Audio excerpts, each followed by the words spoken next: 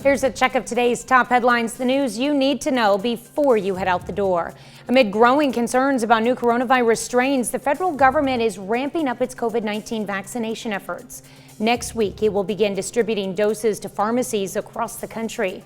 The goal is to ensure that underserved communities have access to the vaccines.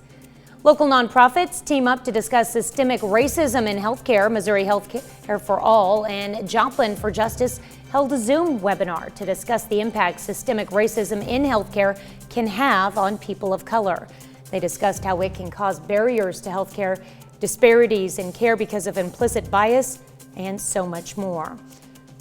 Dola Fleck, founding member of Joplin for Justice and medical social worker, says she sees systemic racism right here in Southwest Missouri. The Joplin Health Department holds its first vaccine clinic, but slots filled up quickly. Officials say they had 252 vaccines to distribute yesterday. The vaccines were provided by the Jasper County Health Department. Officials with the department say you need to call or go online to register, and you should do so only when a clinic is announced. A Joplin gymnastic coach is accused of sexually assaulting a student. Authorities say 45-year-old Kip Johnson of Joplin committed the crimes in 2018 and 19.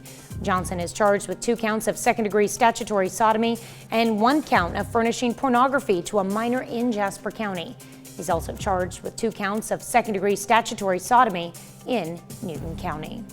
That's a check of today's top headlines, the news you need to know before you head out the door.